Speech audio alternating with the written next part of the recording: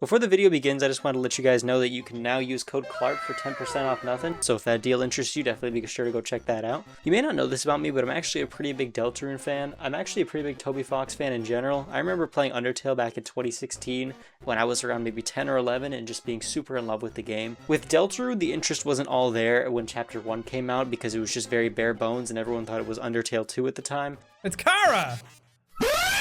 But with Chapter 2 coming out a few years ago and Chapter 3 and 4 coming out last year, with Chapter 5's release date actually creeping up this week, I thought it'd be interesting to go look at some Deltarune fan theories. One of the biggest things you see in the Deltarune community is theorizing. Toby Fox is an absolute mystery man. He might be that mystery man. Hi again, guys, and I like Deltarune. Deltarune Chapter 5 is coming up in just a few days, and I am excited. I'm so ready. I have a lot of thoughts in my noggin up here about what might happen. I don't want to say anything just yet. We'll get into the meat and bones of this, but I'm going to be looking at this Deltarune tier list. There's quite a few theories on here, and some of them I might not know by heart, so I might have to go look into them as they come. But I will have some strong opinions on these. Unfortunately, there might not be some that I'm hoping were on here. Feel free to leave your own theories in the comments below. With Deltarune coming out in a few days, the fandom space is high. People are pointing out every little thing in the Deltarune Chapter 5 trailer. I'm very excited to see what happens, but we're going to get right into this. If you enjoyed this video, this card at the end will take you to another one like it. Be sure to drop a like and subscribe with notifications on so you never miss an upload. Beginning with our first theory, intro voice is Gaster. This seems to be a very accepted opinion among the fandom. I can't really guess who else it could be. Even the text and the ways it's laid out and the way he speaks in all caps and with the sentence format is the exact same as Gaster's, who we assume to be Gaster in Undertale. And with not many other options, I'm going to go ahead and put this one in A tier. I'm just not sure who else it could be. Gaster Undertale is Gaster Deltarune. Now I've seen some opinions on this and it's sort of similar to the previous one of the intro voice being Gaster. I've seen some people say that Gaster is the leader of the Dark Fountain group chat as they call it. And though I do agree, I cannot believe that this Gaster wouldn't be malicious if he wasn't the one from Undertale. I don't know, man, the one from Undertale just had a weird vibe. There's also that line in entry number 17 from Undertale where Gaster, or who we assume to be Gaster, is talking about darker yet darker, and shadows cutting deeper, photon readings negative, and that does seem like he's talking a lot about a dark fountain. And with the Gaster follower commenting that he fell into his own creation, it does seem like Gaster might have somehow ended up in the Deltarune universe, so I'm going to go ahead and put that theory in A tier. Susie is half human. I don't really know how much I believe this one. I've seen most people link this to the fact that she bleeds in Chapter 4. Correct me if I'm wrong, but I don't think we've seen monsters get hurt enough in the Dark World to physically bleed, aside from Susie. So I just don't think there's much else to go off of or compare it to, so for that I'm going to put this in D tier. Susie is in foster care. I'm not really sure how inclined I am to believe this one either. There is that bit in Chapter 4 after the Dark World where you're walking home with Susie, and when you walk by one of the apartment buildings, Susie says, "We're going to your house," or something along those lines. And it also is strange to me that when you're walking with Susie, another time Alphys is hanging out near the alleyway near what people assume to be Susie's house. There's also that image from Chapter 3 that did show a room that people assume to be Susie's room, which might imply that she doesn't have great living conditions, but I don't think it entirely implies that she's foster care. I'm going to go ahead and put that one in C tier. Ralsei is the horned headband. I don't know, are you?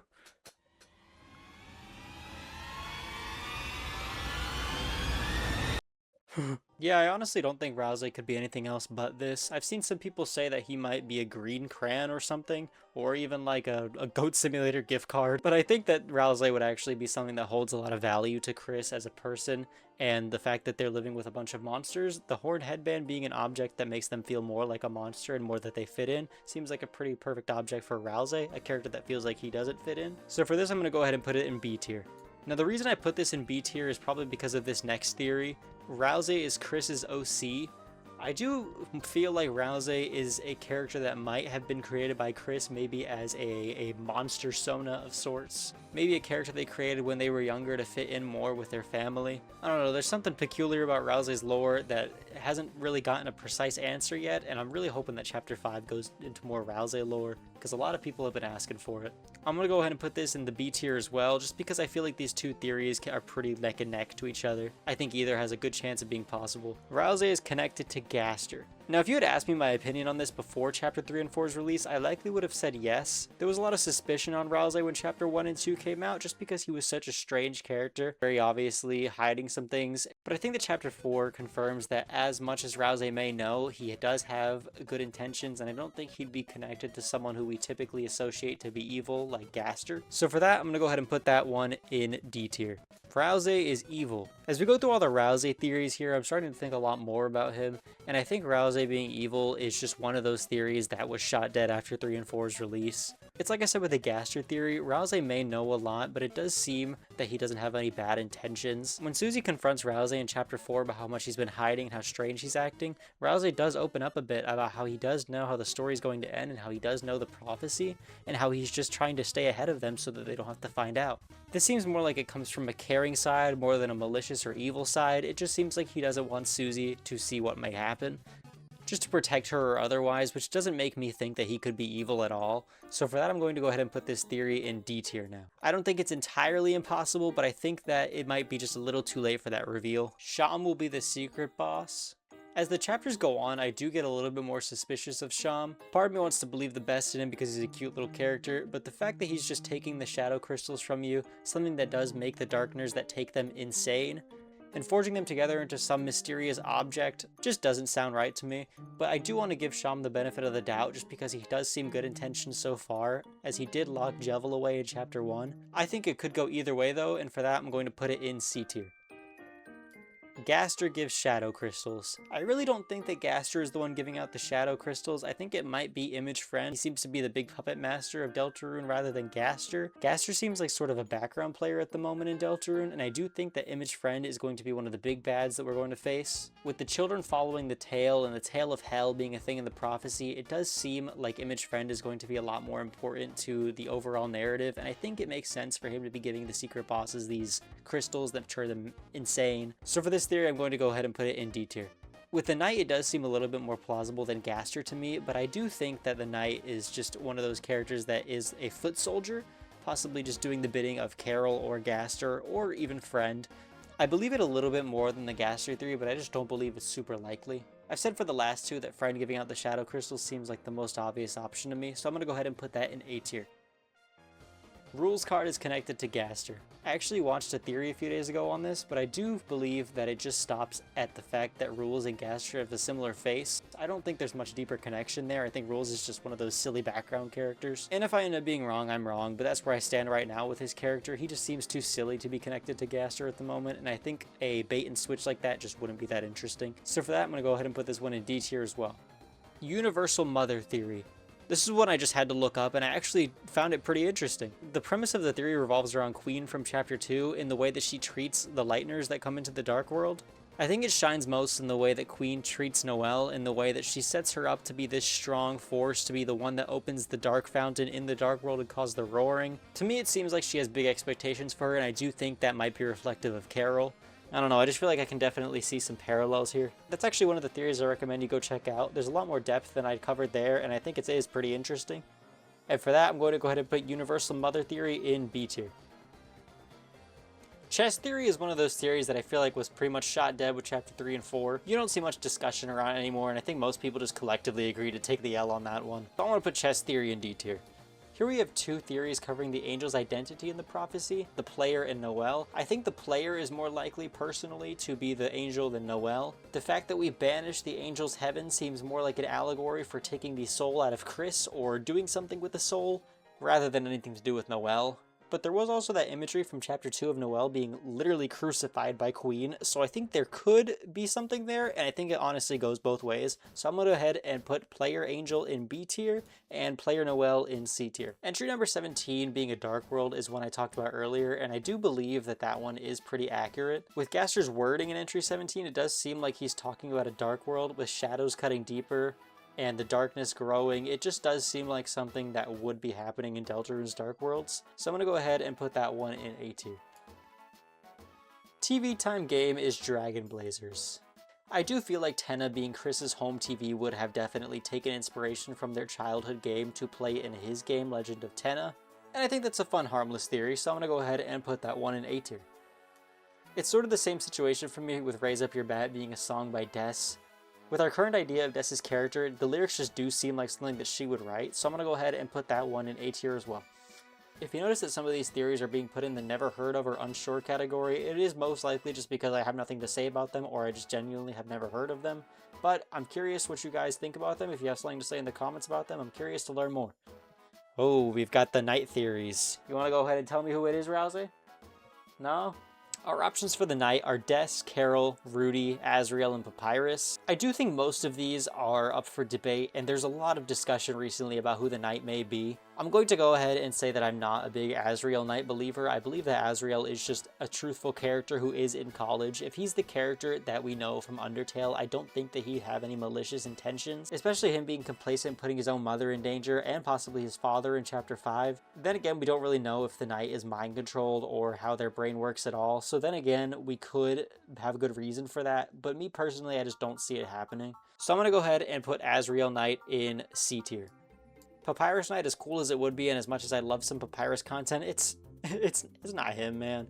Papyrus Knight goes in D tier. I'm sorry, Papyrus. Please show up in Chapter 5. Leaving our 3 candidates for the night to be the holidays. I honestly really don't see Carol being the knight. I think she is definitely the person on the phone from Chapter 4, but I just can't see her being the one doing all the heavy work.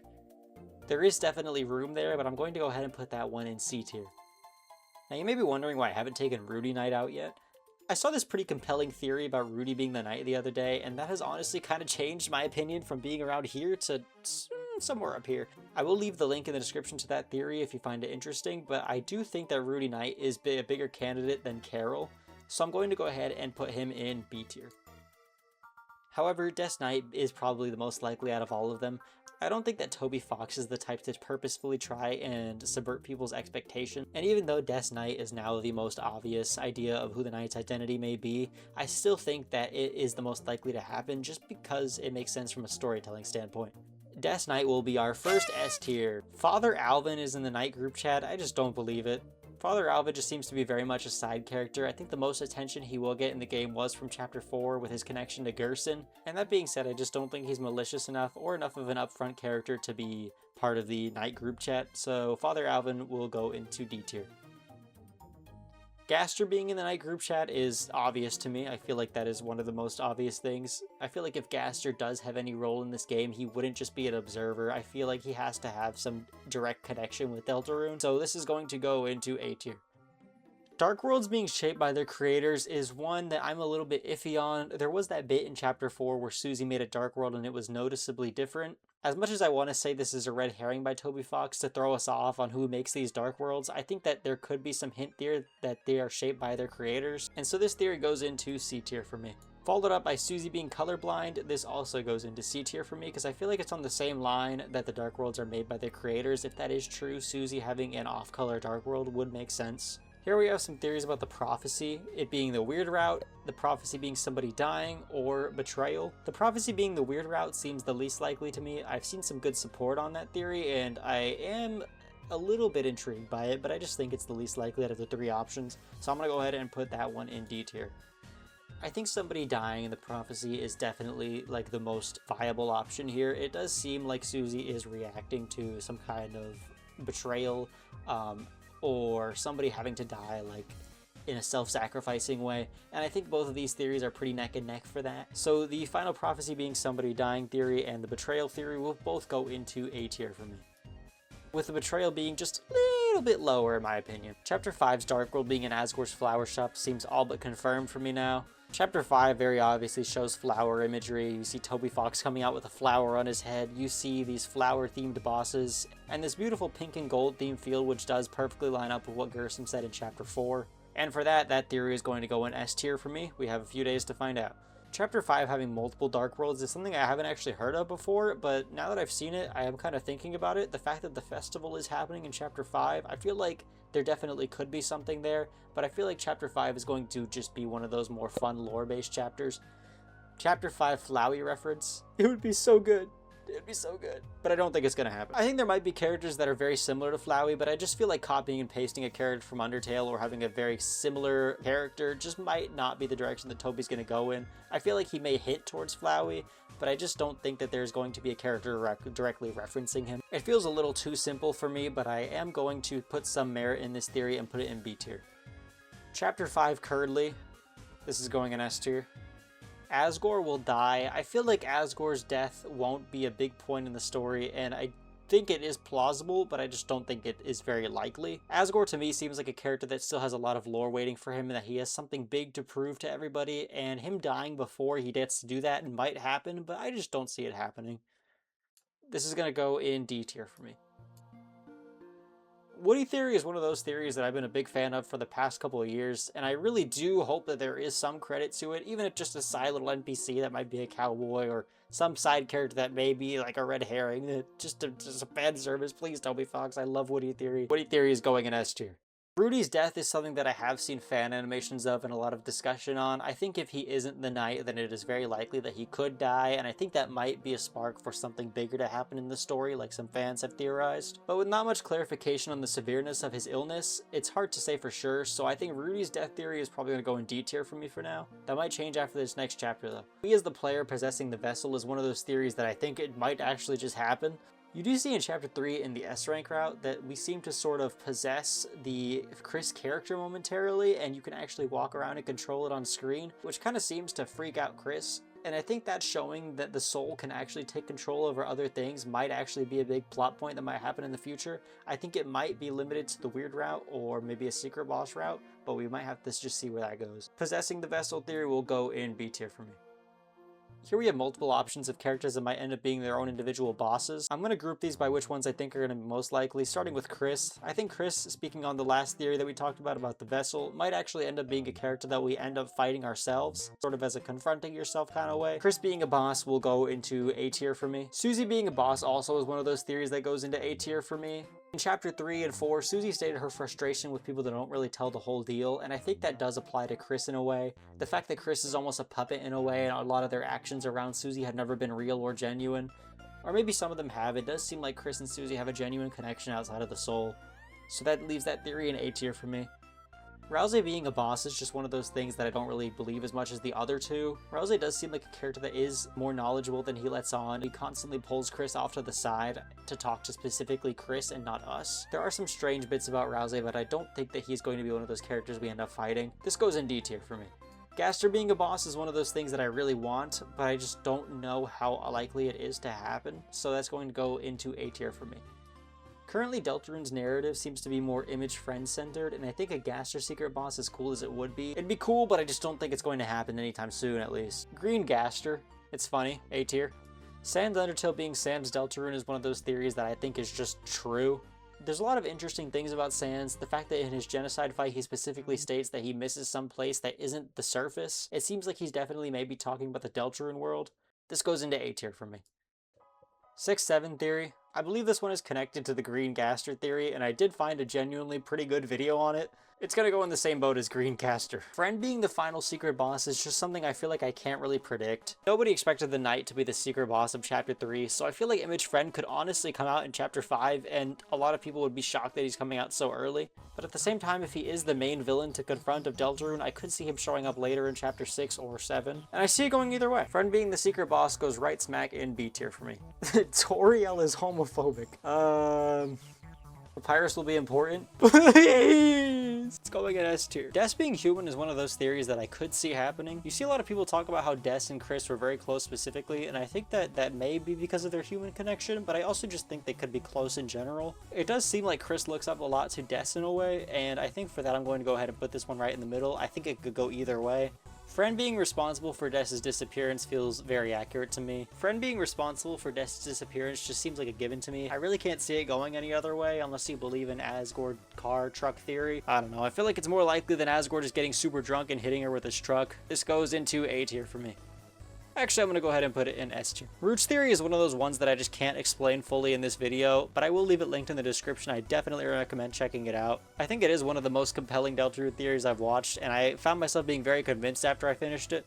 So Root's theory goes into S tier for me. We're down to the final 3 here. Chris and the player will directly communicate. I'm a little iffy on this one. Toby Fox seems to be the type of character to never make his main player characters talk, and I think it is going to just stick that way. Chris doesn't seem like they want us knowing a whole lot, and I don't blame them honestly, especially if you're doing the weird route. So this theory goes into D tier for me. Our final 2 theories regard the prophecy, the normal route breaking the prophecy, and the normal route not breaking the prophecy. I'm gonna go ahead and say the prophecy might just be an inevitable thing. I think Susie going out of her way to try and prevent the events of the prophecy happening might be what causes them to happen. It's a very typical trope you'll see. And so for that, I'm going to go ahead and put the normal route breaking the prophecy in A tier and the normal route not breaking the prophecy in D tier.